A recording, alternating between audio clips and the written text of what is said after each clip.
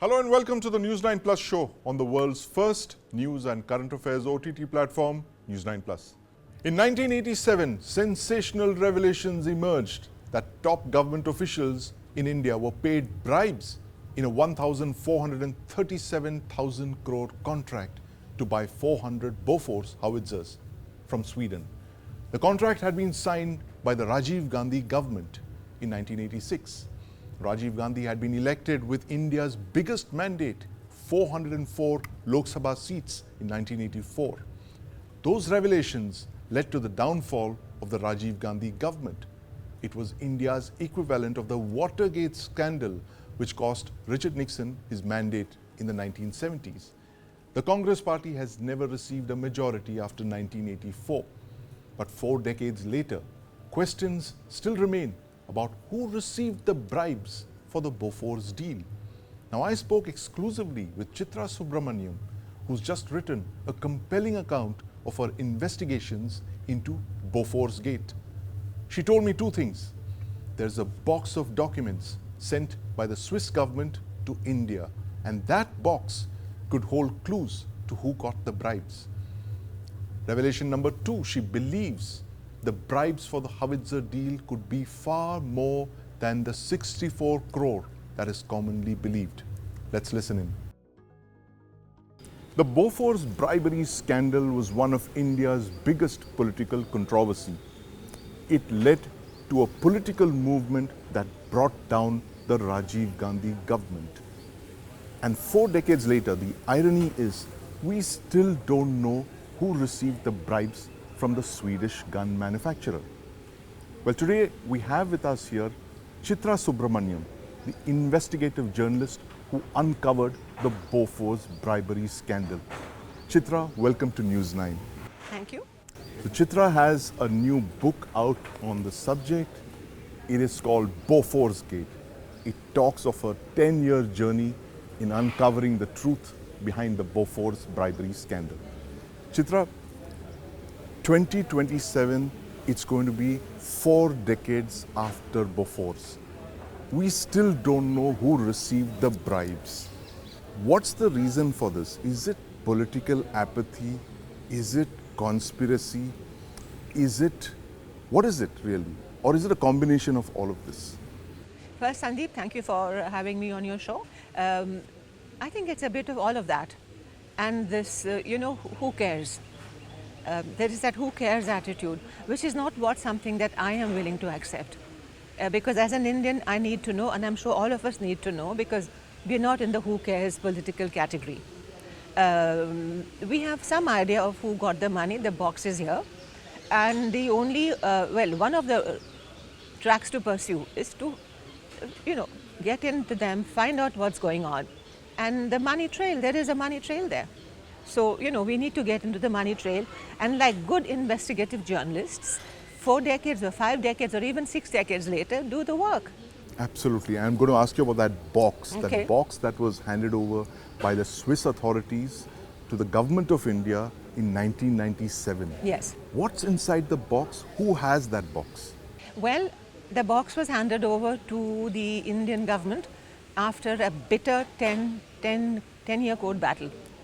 1997 January, and we know for a fact that the Hindujas in Geneva fought a lot to keep the boxes coming out.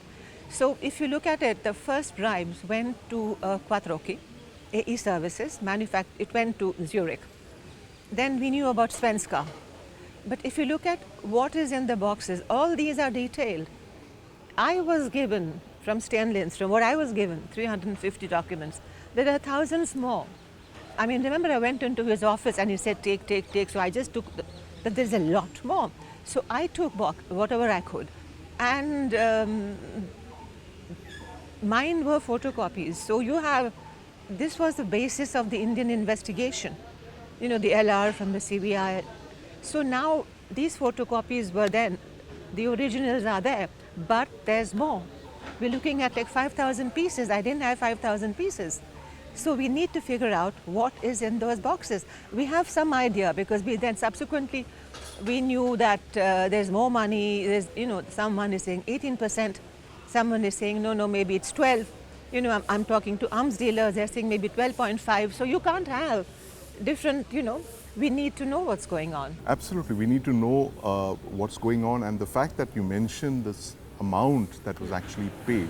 We grew up hearing that it was 64 crores as kickbacks, but that you're suggesting is a very small figure. Well, that is the amount, Sandeep, where when the story broke, that was the amount that had been paid. And that was when the government of India, remember they'd said that you can't have bribes in this. So then they manufactured a name called winding up charges. Right. Now there is nothing called winding up charges. I mean, you are in this defense field. There's nothing called winding up charges. People there, they laugh you out of the room. So they call them winding up charges to wind up all the existent contracts. But nobody has gone to get the extra money. The monies were paid. 64 crores is the amount that was paid when the Swedish radio story broke. So the 64 crores you're saying is just the tip of the iceberg. Yeah, it is the tip of the iceberg. There's more money that is paid. Yes. And there is more money in the sense we have no proof to say the money was not paid. What I do know for a fact is that there are accounts of more monies being transferred, independent of the 64 crores. That I know. So the 64 crores was just a single digit percentage figure? 3%, no. 3%. Remember they said that 3%, we've only paid 3%, so we'll stop it now. So they did some back calculations and said 64 crores. It's not 64 crores. Can you imagine 64 crores and the government falls for 64 crores? I mean, are you telling me this, Sandeep? No. Your arms dealer contact you call Ka. Interesting name, Jungle Book character. From the jungle of the arms trade. Yes. Tells you that it could actually be 10%. Over 12%. Over 12%. When I told him, he laughed me out. He said, no, he said 12. And in that secret meeting on September 1987, when they all come down, they have this meeting with all these defense top dogs and the Bofors top dogs. They say that contractually they were bound to pay 18.5. So they kept quiet. You see, so we have different numbers. And all of these secrets lie in that the box. In the box. Yes. Which is in the custody of the CBI. Yes. There is another version that suggests that the CBI has already started opening the box and using the papers. Yeah. But why is it not led to anything so far? But then the question is, did they open the box? And are you telling me that such a big story, Joginder Singh, who was the head of CBI, he came down. I was there in that meeting. It was very mediatic, a very mediatic event. He came down and then he did what? Went into a corner? No. We need to know what is in it. We need to figure out the nation. I mean, as you say, the country needs to know. The nation needs to know. The nation needs to know, and it's not just payments and payment slips. And there were instructions in those boxes. Who gave the instructions? Because we don't know who gave the instructions for the cover-up. Who gave instructions for the cover-up. Now, in another part of your book, and I must compliment you on this book, it's a fascinating read, Chitra. It reads like a crime thriller, and the fact is that it all actually happened while we were here in India over the last 3 or 4 decades. There's a point where you quote George Fernandez, yes, who met you in the late 90s. Yes, he was defense tells minister. you that the Vajpayee government had been asked not to touch Sonia Gandhi or the Congress. Who told them this? And well, I was told that he had been told by Rajesh Mishra. Rajesh Mishra, who is the National Security Advisor, told George Fernandez. George Fernandez told me that he was told by Rajesh Mishra not to touch Sonia Gandhi. In the Bofors case? Yes, or in the Bofors case, because I said, why are you not opening the boxes? Now the box came in 1997, right? Feb or something, and I met George Fernandez much later. So what were you doing? And then there was also Mr. The lawyer, the very famous lawyer, Mr. Oh heavens, Jethmalani. Right. He was also very much into finding out what was the truth. Both of them just became quiet. So I asked Jethmalani as well. He was very close to the Hindu judge, like what happened? But So it's a Pandora's box you're suggesting that the CBI has with it.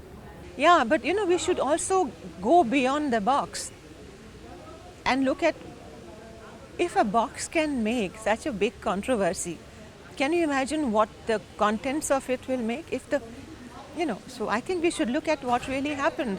And Sandeep, look at the destruction of, human beings, the destruction of institutions, of processes, of people, of families. Everything was destroyed. Absolutely. That's the larger point that your book makes. Yeah, I mean, you're just destroying a nation's institutions. credibility. Martin Ardbo was one day, in fact, yesterday when I was coming in, I was sitting when the plane landed. I was thinking that Martin Ardbo was here once, coming in. And he was flying between Delhi and London and Stockholm. And he was practically staying in here India in that during hotel. as your book mentions. And imagine getting the contract, going back to a hero's welcome. Everyone says, blah, blah. And then he gets awards and all that. The next minute he's in jail. He can't even leave Stockholm for his last wish to go to the archipelago. He's a sailor. Right. I mean, look at the destruction there. There is another figure also in your book, a very tragic figure, tragic at that time because of the circumstances, Amitabh Bachchan. Yeah. How did he come to be involved in the Bofors case? I think it's a plant. Absolute plant. Who planted it? I mean, this is Sandeep, you got to also realize that for me, the reason I was not here, I mean, Kumi was telling me what was going on. There was no question of WhatsApps and all that. I mean, it was planted by the government of India. But Amitabh Bachchan was very close to Rajiv Gandhi. They were very close. They were childhood friends. They were very close, yeah. He was the biggest Bollywood star, and you had at that point, you had Rajiv Gandhi, who was the most powerful politician. He had won a historic landslide mandate, never been equal since 400 plus seats. This friendship between the two, and Amitabh Bachchan becomes the fall guy, you're saying, for the entire Bofors out of the blue. controversy. And Amitabh Bachchan ko phasana hai, Amitabh ka sixth account mil gaya. This was coming from the government. Yeah. I mean, I'm sitting in the car in the front. We arrived there. That was a mistake in my life. In hindsight, it was not a mistake. We went to Bern. I introduced everybody. And this is where I feel my ego got the better of my brain. When VP Singh said, you go, and Mr. Ram also said, I said, I'll go and I'll get to see my husband as well. So I went, and then, of course, I was not in the meeting where this conversation was going on. And Sandeep, you know how these things happen, that you can even write Mickey Mouse. You can write your name, my name, but the Swiss will not say yes or no. We put all the names down. So I was sitting in the car on the way back in the front, and there were these three people at the back. There was Mr. Burelal, there was Mr. Jaitley and Mr. Madhavan. Some khus-phus was going on. So I said, ek aur account mil gaya, sixth account mil gaya, sixth account. So, and then of course I'm a journalist. I said, really? Can you imagine what it means? And they dropped me home. I am in between Geneva and Bern. Then I started making my phone calls. I called Sweden, I called my source, Snowman, everyone. No one says no. But next morning, all over, Kumi said, all over India. And the visit of the Indian investigative team was a very mediatic event. Right. There were headlines that they're going to catch the thieves, and Mr. VP Singh had said he was going to catch them in 14 days or something like that. But the whole thing had become, I felt that the sanctity of my work, that the purity of my work had been disturbed. And I bring that out in the book, saying, there is something, that, when you're working on a story and there is all this noise. And I learned about this, Sandeep, I learned that the method of working here is not the method of working that I had got used to there, that people don't talk loosely. And then don't forget that you were talking to the highest officer of the Department of Police. On top of him is the political level. So, and you are coming from the office of the CBI, you are the top, and you're coming from the Solicitor General's office. So you're a very senior office, and this is highly in the media. So when this team comes, they're all respectful, and then you disrespect your own office. And I want to make this point till I'm blue in the face, that institutions matter in a democracy. Institutions matter. Institutions matter in a democracy. Now, when you're talking about Rajiv Gandhi, how is it that the Prime Minister of India gets associated with an arms bribery scandal. He is, of course, the Defence Minister who signs on the file in 1986. He approves the purchase. How did Rajiv Gandhi, in a matter of just 2 years, have to issue statements like neither me nor any of my family members are involved in this? How did it come to haunt him and touch him personally? Because I don't think he knew at that point. And don't forget, if you read the Rajiv Gandhi didn't know who made money in the Bofors Rajiv Gandhi, scandal. no, Rajiv Gandhi had, see, this is the whole mystery. I think Rajiv Gandhi didn't realize the danger of making a statement like that. I mean, he had a more emotional thing because I think he was talking to Olaf Palme, and there are conversations between him and Palme saying this is going to be a clean deal. But I think it had been set up by Arun Nehru. Arun Nehru was the eminence grise. He had set the whole thing up. Remember in the book I say he was saying you should do this, don't come here, don't go there. So, this might sound very strange to you, but I don't think he realized what was going on. He didn't realize what was going on. You mean who was making money or the impact how he had been trapped or he had fallen into a trap. Maybe trap is a heavy word of how, why on earth would you go and say it? I mean, people have told me that had it been Mrs. Gandhi, his mother, yes, she would have said, have an inquiry committee.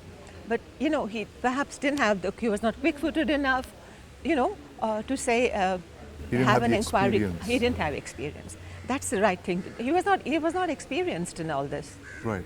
And it's bizarre that two of the principal figures in this story die within just about 5 years of each other.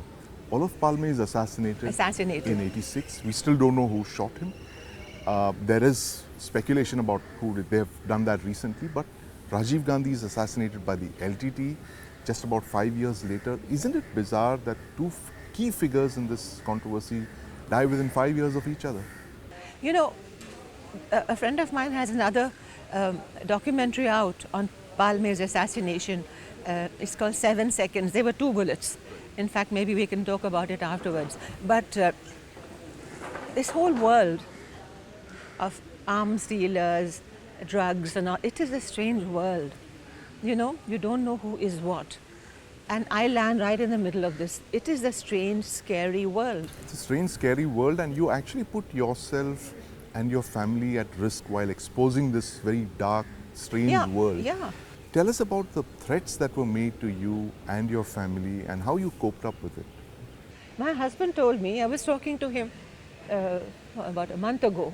We were having a conversation. And I asked him, Carlo, were you ever scared? He had told me in Stanford that, you'll be somebody who'll go very far. He said, I never thought you would do anything like this.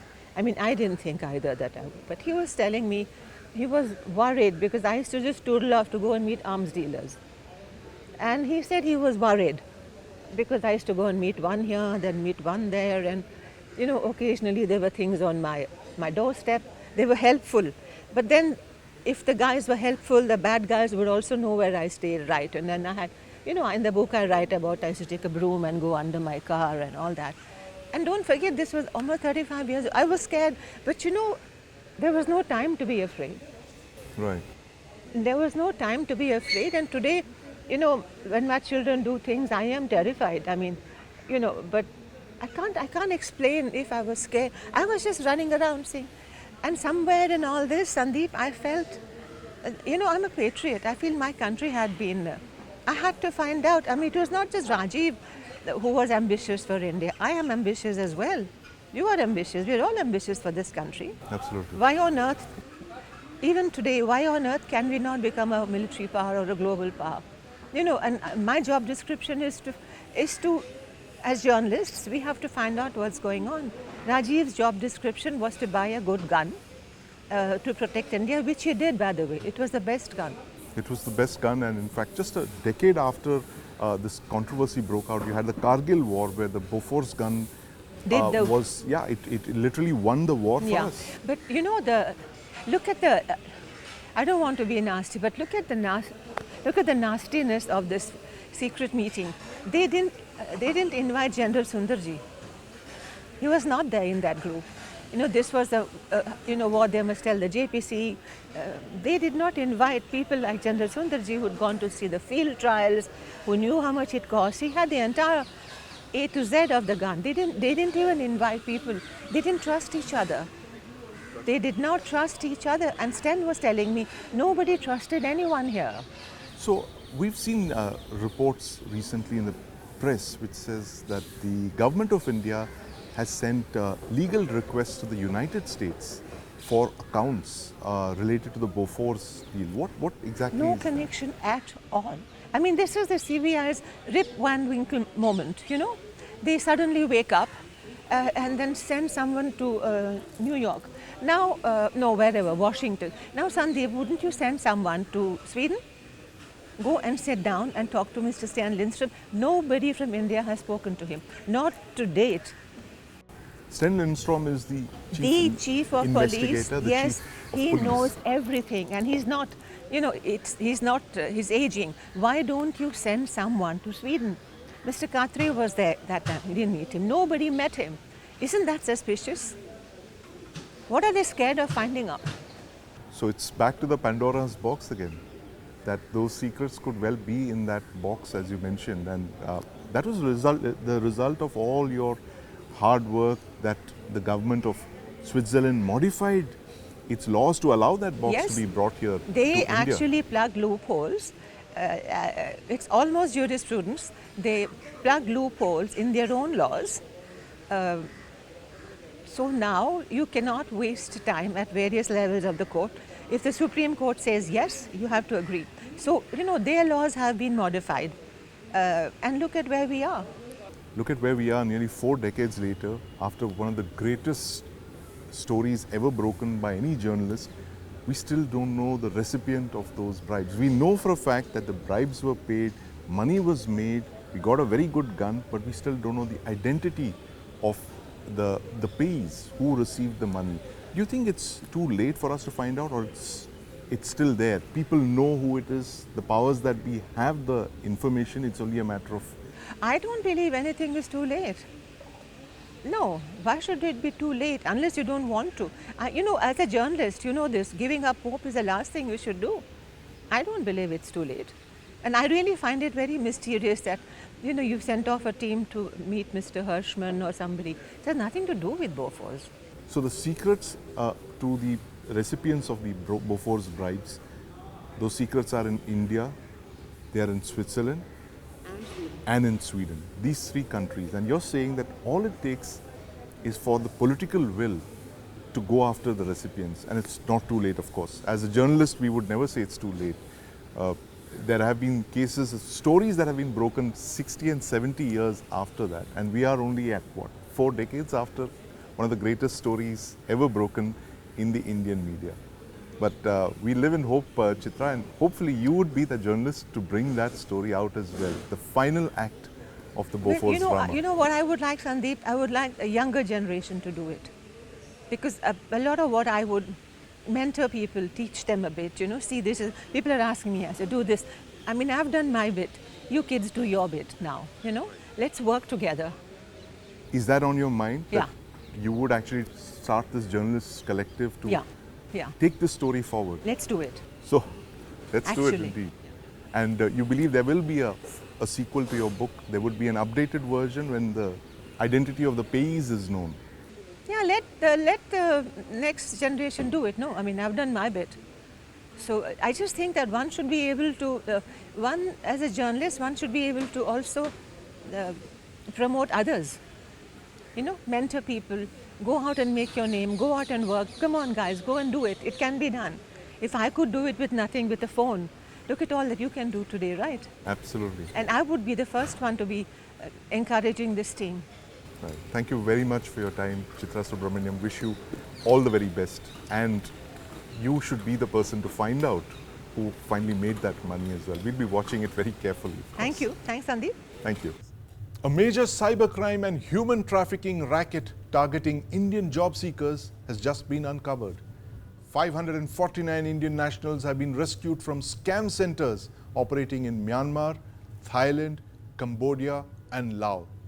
Lured by fake job offers, these Indians were forced into online fraud schemes. The victims, hailing from multiple Indian states, were brought back in 2 batches by Indian military aircraft. They are now being questioned by investigative agencies. Joining me in the studio is my colleague Deepak Badana, who's been investigating this crime phenomenon. Deepak, welcome to the News9 Plus show. Thank you, sir. 549 Indians. Tell us what's going on here. Why are Indians being taken to Southeast Asia? Who's luring them there? Well, 549 Indians are just the tip of the iceberg. May not, it may not be even that. As per our reports, at least 29,000 Indians, and some figures actually go up to 1 lakh Indians, are trapped in 5 countries. These are Thailand, Laos, Myanmar, Cambodia, and Vietnam. Now, these people are tracked there, lured by really lucrative jobs of data entry, which promise them as much as say $1,000 every month. But when they get there, they're actually trapped in these cyber slavery-like conditions where they're not allowed to move out, and they're trained, much like BPO employees, to conduct fraud in India, most of all, and in a host of other countries. A BPO for cyber fraud being run in Southeast Asian countries. That's a fascinating angle, Deepak. But you've been tracking this story for several months now. You've interviewed some of the victims. What have they been telling you? Did they go of their own volition, or were they kidnapped there? How did they land up in Southeast Asia? So what happens is that a number of Indians, now Indians are aspirational by their very nature, and they're always on the lookout for new opportunities, and the glamour of moving abroad to find better, greener pastures is something that almost every one of us understands. Right. So a lot of these people often, answer ads from agencies, manpower agencies that'll talk about getting them lucrative jobs with almost no taxes in these countries. And when they answer it, these agencies facilitate everything. And of course they charge them. So each of these persons, they'll pay at least 2,000 USD to these agencies, which will then get the documents sorted. Now what happens is that very often they're asked to just go there on a tourist visa, and they're assured that when they land there, everything will be sorted and then they'll be placed. Of course, things don't always work like that. And then they're taken from one country to the other on flimsy excuses that here things didn't work out, but we have another option for you, till they find themselves on the periphery of these nations, which are often lawless paths. So for instance, in Cambodia, there's this region called Krong Poi Pet, right near the Thai border. Right. In Thailand, of course, near Mayawadi, which is on the Myanmarese border. Now what happens here, that these are lawless lands where there is little difference between the government and these syndicates which are running their grand enterprises. And here these people are trapped, and they have a choice.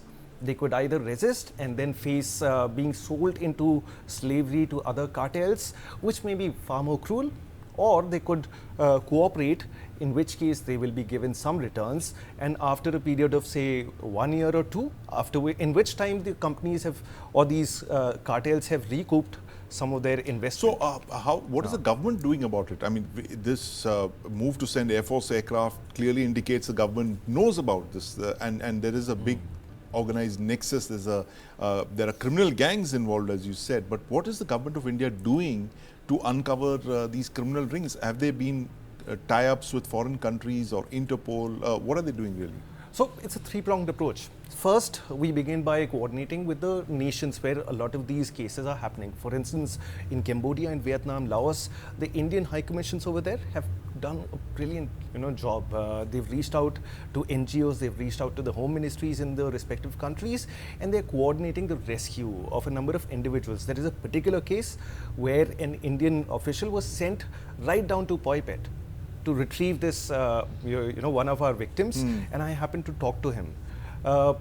Then there's a second prong in which the government of India is working with Interpol and with the UN, and we're trying to get warrants for a number of people who are involved in this. That, however, is a very complicated process, and it requires the cooperation of a number of different, say, organizations and entities which may not always want to cooperate. Right. In this case, where the 500 plus Indians that you see on screen were brought back by Air Force aircraft, how did the Indian government coordinate with the local authorities there?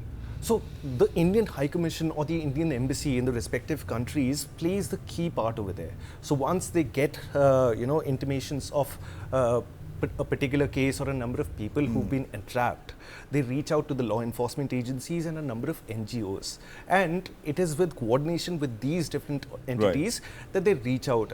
These people are retrieved from these cartels and these compounds where they're forced to work. Yeah. They're then taken to hospitals or to hotels where they're rehabilitated for a bit, and then they are sent to India on flights. Now, we also must understand that these people are in a very precarious condition because not only are they working there illegally, but they're forced to commit crimes. So they're also very wary of reaching out to people. But so, follow-on question to that, Deepak, is that what is the government really doing to spread awareness about this problem? There have been very big concerns about the fact that Indians are migrating abroad illegally, and that brings, that creates a problem for us on the global stage. What is the government doing to ensure that so many Indians don't go abroad, they don't fall prey to these scamsters? So the very first thing is that anytime you you call somebody, you'll hear an advisory from the government of India, and that is in virtually every single Indian official language. Yes. And it's a lengthy note. For the lay person, it may be a bit of an annoyance, but it goes a great deal in creating that awareness where everybody understands that you are often being lured with these offers, which are too good to be true. Right. Then there's the other bit where there is the I4C, an Indian cyber cell, which is looking into these cases. Now, the government of India is coming out with reports. It's coming out with a number of different procedures that are to be followed. The cyber cells are being equipped to take over these cases. Because let's understand this, that in a country of 1.4 billion people, our security services are actually overwhelmed with the sheer number of cases of all types that come. And cybercrime is still something that we are grappling with. So this is a work in progress, and work is being done. Right, work is being done indeed. It's a very alarming story, Deepak, and you've highlighted that. We're looking forward to your story on this burning issue, the fact that criminal organizations are running BPO operations where Indians are being lured, trapped there and forced to commit crimes against their own volition. But thank you very much for joining us, Deepak, on this very, very important story today.